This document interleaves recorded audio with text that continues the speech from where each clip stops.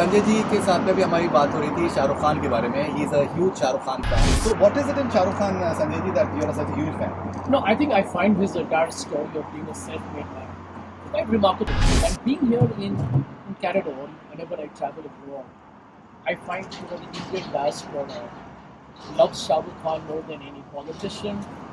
When I say any politician, I mean any politician and businessman. And there are many sports celebrities as well.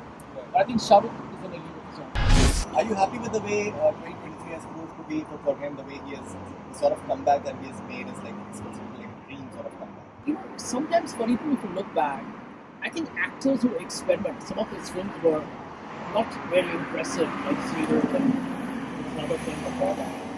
But if you hadn't experimented with a failure, maybe he would have never made a Pathan picture. So I think actors have to reinvent themselves. And I'm glad he's doing that. Hello, मेरे साथ में है Sanjay Jha ji here in Vancouver. It's huge pleasure to have me with me right now. Sanjay ji, thank you very much for coming. It's amazing meeting you over here. No, it's lovely to be here in Vancouver. Lovely weather and a great guy to be here. Yeah. So Sanjay ji के साथ में भी हमारी बात हो रही थी शाहरुख खान के बारे में. He is a huge Shah Rukh Khan fan. Mumbai में भी जब मेरी मुलाकात होती थी तो हम लोग कुछ भी बात कर रहे होते थे. He used to sneak in a Shah Rukh Khan question always. So what is it in Shah Rukh Khan, Sanjay ji, that you are such a huge fan? No, I think I find his entire story of being a self-made man quite remarkable. You know, I myself have, a simple middle class background. We studied and made our way up wherever we have done in our lives. But Shah Rukh, I think, making it into films, which everyone traditionally knows to be a highly controlled by families and so on and so forth, and to become the kind of actor he's become, and above all, I think as an example of what you can do to just work hard and slog it out and be a challenge and to let the challenge flourish. I think it's a remarkable example. And being here in Canada, whenever I travel abroad, I find the Indian diaspora loves Shah Rukh Khan more than any politician. When I say any politician, I mean any politician and businessman. And there are many sports celebrities as well. But I think Shah Rukh is in a league of his own. So many people they are of the opinion that he's one of the biggest brand ambassadors of India. Do you agree with that? I think so. I think a lot of people believe that he's India's biggest export of soft power. You know, we keep talking about software and IT, but when you look at Shah Rukh Khan as the impact that he's made, it's phenomenal because, if you look at his success, and many people have written about it, India liberalized, India became aspirational. If you look at India's trajectory in terms of economic growth, today we are like a superpower and an economic miracle, one of the most exciting emerging markets in the world. You look at Shah Rukh's career graph as well. I mean, he actually rose with the country's own fortunes changing and moving northwards. And I think, what you love about what he's done, it's pretty obvious that I'm a huge fan of the guy, is that his films have always been very family friendly. And he sticks somewhere down the line core values of a true good character who emerges with, he may have some dark shades occasionally, but he ends up on the right side at the end of the day.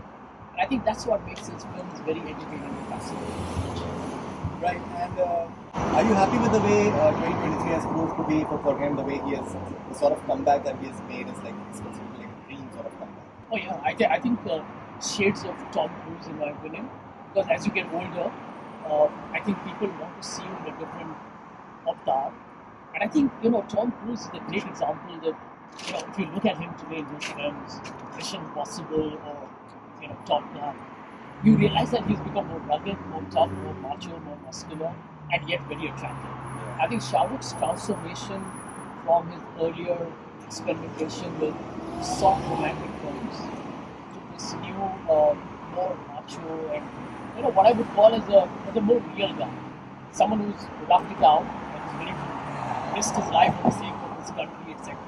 I think it goes well with his overall persona and now age. This whole new avatar of being the very muscular, macho, rugged sort of character, the cool dude. Actually, if you look at him in Pathan and Jawan, which I thoroughly enjoyed watching, a very cool dude kind of an image. Swashbuckling, chilled out, and you can see that he's enjoying acting in his own style. I think that was something that was missing for a couple of years. But sometimes for even if you look back, I think actors who experiment, some of his films were not very impressive, like Zero and another film before that. But if you hadn't experimented with a failure, maybe he would have never made a Pathan picture. So I think actors have to reinvent themselves. I'm glad he's doing that. Right. Many of his interviews, past interviews, they have suddenly become doing viral because of the way he speaks, and he's extremely witty and educated. So, what are your views on Shah Rukh Khan, the creator and the communicator? No, I think it's brilliant. I saw his TED talk. It was fantastic. I saw his interview, I think, with David Letterman. It was brilliant. And he's a natural, what I call as a debater. I'm sure that if one has a conversation with him one-on-one, he can ad-lib you very quickly. He can come up with a one-liner. He doesn't need a script for it. Which I think is because he's probably very well read in In fact, I'm very curious to read his autobiography because I keep intermittently hearing that he's writing his book for a long time now. Many years. Yeah, and I think we need to put a full stop to it, Mr. Khan, and put it out. Because at the end of the day, I think what is remarkable about him is his sense of humor. And I think, in a world, because I come from the world of politics and the corporate side, people have big fat egos, man, I can tell you that. No one is vulnerable enough to admit that they messed up or they screwed up. Shah Rukh Khan's ability to be self-deprecating, crack jokes on himself, both on screen and off screen. And I think that's why people relate to him. I'll give you one example, Faridoon.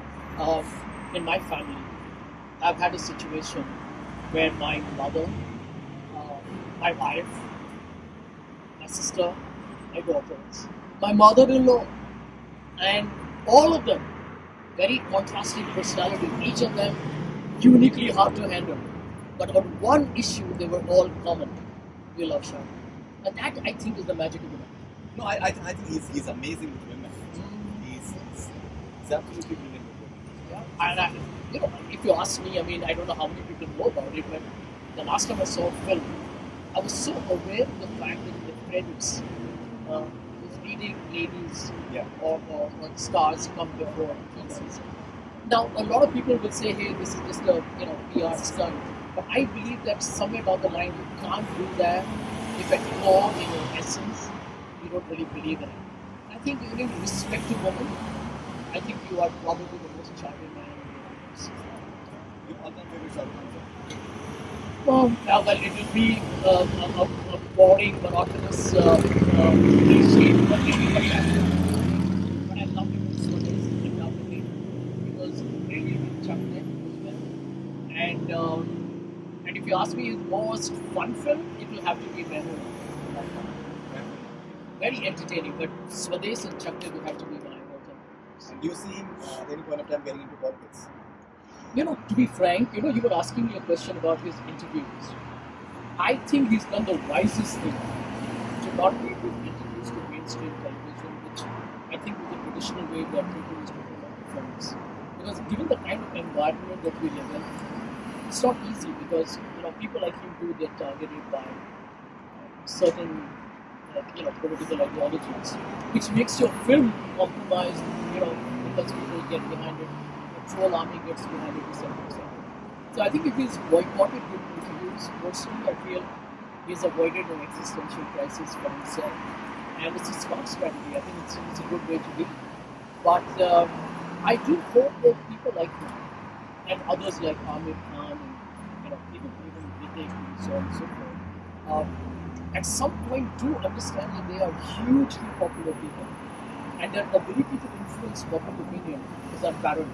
I can tell you from the political standpoint, a Shah Rukh Khan versus the politician, I think Shah Rukh Khan is more liked to be probably more friendly. Therefore, all over the world, even in the United States, you've had Ronald Reagan who ended up becoming the president of the United States.